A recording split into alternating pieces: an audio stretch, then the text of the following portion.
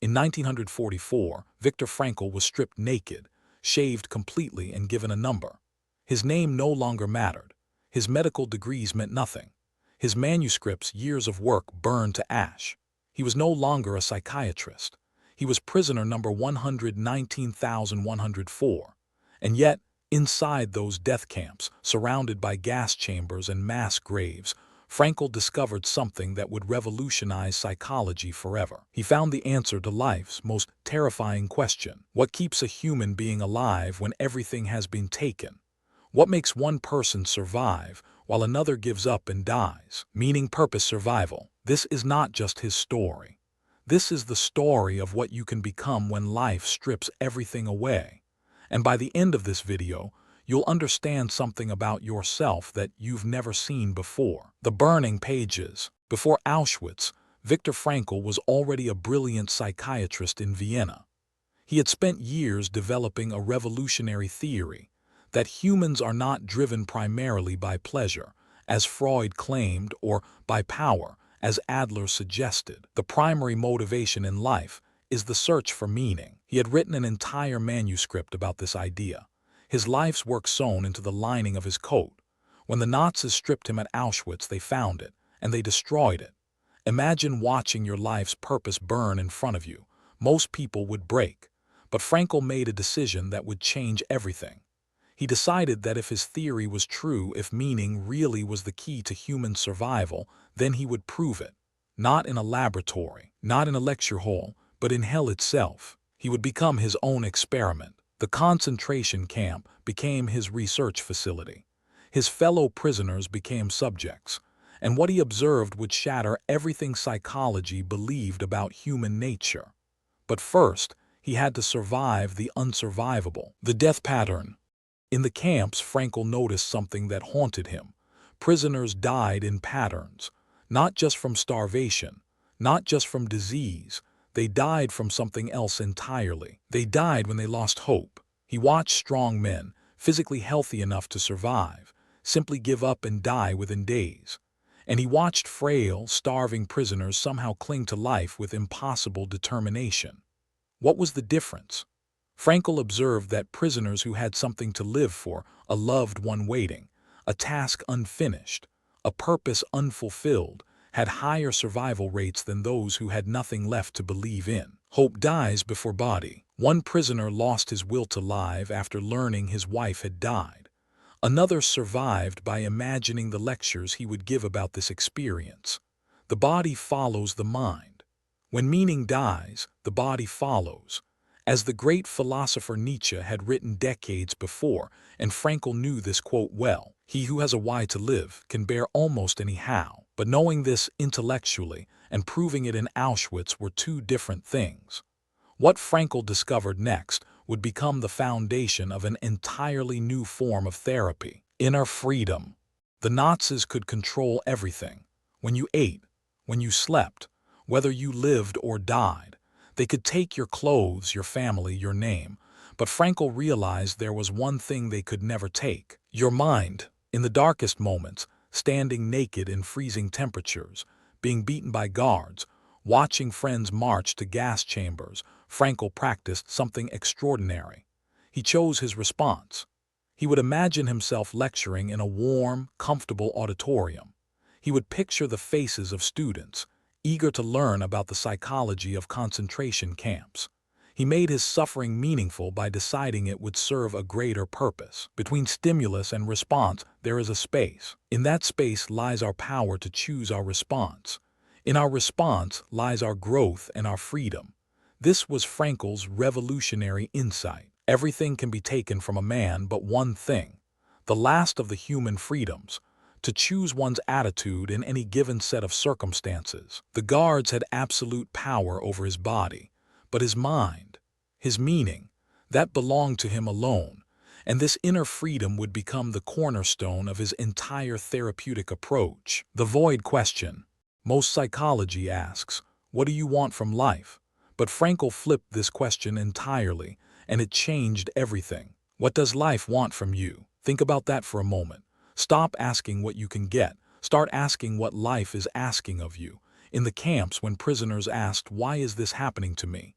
they fell into despair, but when they asked, "What is life asking me to do with this experience?" they found strength. A fellow prisoner once told Frankl he had nothing left to live for. His family was dead, his work destroyed. Why continue? Frankl asked him one question: "Is there anyone or anything still waiting for you?" The man remembered his child, safe in another country. That child needed a father to return. Purpose is not something you create, but something you discover. You don't invent meaning. You uncover it. It's already there, waiting in the people who need you, the work only you can do, the experiences only you can have. Life is never made unbearable by circumstances, but only by lack of meaning and purpose. But finding purpose is only half the equation. What happens when suffering seems truly pointless? Suffering's secret. Here's where Frankl diverged from almost every therapist before him. Most psychology tries to eliminate suffering. Frankl said that's impossible and missing the point entirely. Suffering is not the enemy. Meaningless suffering is. There's a crucial difference. When suffering serves no purpose, it destroys us. But when suffering has meaning, when it serves something greater than ourselves, it transforms us. A mother endures the pain of childbirth because she's bringing life into the world. An athlete pushes through agony because victory awaits. A prisoner survives horror because his testimony will help future generations. Suffering plus meaning equals strength. Frankl called this tragic optimism, the ability to remain positive in the face of unavoidable pain by finding meaning within it. In some ways, suffering ceases to be suffering at the moment it finds a meaning. This doesn't mean seeking suffering. It doesn't mean pretending pain doesn't hurt. It means that when suffering comes, and it always does, you have a choice. Find the meaning or be destroyed. And this principle led Frankl to create something entirely new in psychology. Logotherapy born. After liberation, Frankl didn't rest. In just 9 days, he wrote Man's Search for Meaning, a book that would sell over 16 million copies and be named one of the most influential books in American history. But more importantly, he formalized what he'd learned into a new therapeutic approach. He called it logotherapy, from the Greek logos, meaning reason or meaning. The therapy of meaning became his gift to humanity. While Freud focused on the pleasure principle and Adler on the power drive, Frankl placed meaning at the center of human motivation. Logotherapy is based on 3 core principles. First, life has meaning under all circumstances, even the most miserable ones. Second, our main motivation for living is our will to find meaning in life. Third, we have freedom to find meaning in what we do, what we experience, and the attitude we take toward unavoidable suffering. Meaning heals where medicine fails. This wasn't just philosophy, it was practical. Frankl developed specific techniques to help patients discover their unique purpose. What man actually needs is not a tensionless state, but rather the striving and struggling for a worthwhile goal. But knowing this raises an uncomfortable question. 3 pathways. How do you actually find meaning? Frankl didn't leave this to chance. He identified 3 pathways available to every human being. The first pathway is through creation, through what we give to the world. Your work, your art, your contribution, the unique gift that only you can offer. It doesn't have to be grand. A teacher shaping young minds, a parent raising children with love, a craftsman perfecting their trade. What work could you do that only you can do? The second pathway is through experience, through what we receive from the world. Love, beauty, truth. The moment you witness a sunset that stops your breath. The connection when someone truly understands you. The salvation of man is through love and in love. The third pathway is the most powerful, through the attitude we take toward unavoidable suffering. When you cannot change your situation, you are challenged to change yourself. Create, experience, transcend. This third pathway is what Frankl demonstrated in Auschwitz. When everything else is stripped away, your response to suffering becomes your ultimate act of meaning-making. But there's a modern epidemic that Frankl predicted. Existential vacuum. Frankl saw something coming that most didn't. He predicted a crisis of meaning that would sweep through modern civilization. He called it the existential vacuum. The the emptiness at the center of modern life. In the past, tradition told people what they should do. Religion told them what they must do. But modern freedom destroyed these structures without replacing them. Now, nobody tells us what to do, and many people have no idea what they want to do. When meaning is absent, emptiness fills the void. Frankl observed that this vacuum manifests in three ways. Boredom, the Sunday neurosis, when people feel empty the moment they stop being distracted by work.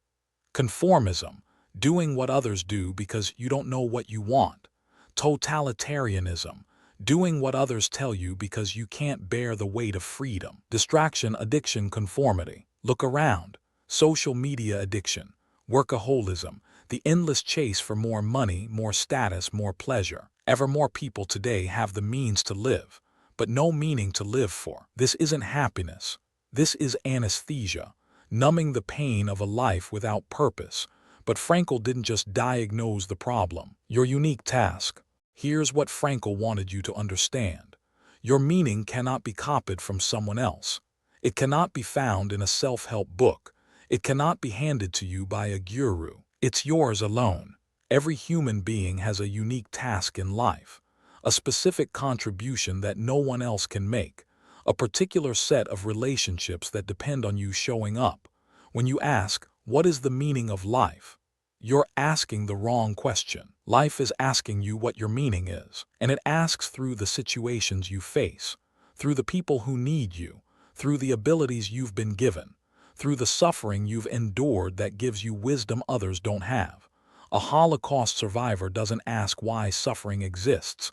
They ask, what is this suffering asking me to do? Everyone has his own specific vocation or mission in life. Everyone must carry out a concrete assignment that demands fulfillment. Your life, your meaning, your task. You are not replaceable. The meaning waiting for you cannot be fulfilled by anyone else. The question is, will you find it? Will you answer life's call? The last freedom. Viktor Frankl lived until 1997. He wrote 39 books. He lectured around the world. He flew planes and climbed mountains into his 80s. But his greatest achievement wasn't surviving Auschwitz. It wasn't creating logotherapy. It was proving something about human nature that we desperately need to remember. Chains plus inner fire equals freedom. No matter what happens to you, no matter what is taken, what is lost, what is destroyed, you retain the freedom to choose your response. You retain the freedom to find meaning. You retain the freedom to become who you were meant to be. The last of the human freedoms can never be taken. Frankl didn't just theorize about meaning. He lived it. He proved it. In the worst conditions humanity has ever created, he demonstrated that the human spirit is unconquerable. It has meaning to hold on to. What is to give light must endure burning. Find your meaning, choose your response. That is the legacy of Viktor Frankl. That is the answer he pulled from the depths of hell, and now it's yours. Viktor Frankl walked into Auschwitz as a successful psychiatrist. He walked out as something more, a witness to the indestructible nature of the human spirit.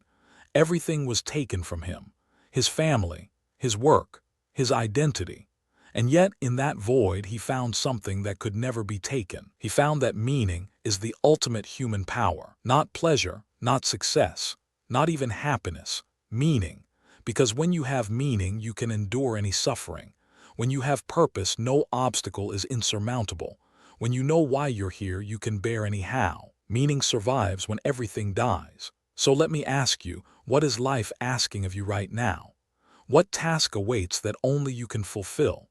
What meaning are you ignoring because it's too hard, too painful, too demanding? Live as if you were living already for the second time, and as if you had acted the first time as wrongly as you are about to act now. You have one life, one chance, one unique contribution to make. The question isn't whether meaning exists. The question is whether you'll have the courage to find it. If Frankl's wisdom moved you, hit like and subscribe. Comment below, what gives your life meaning?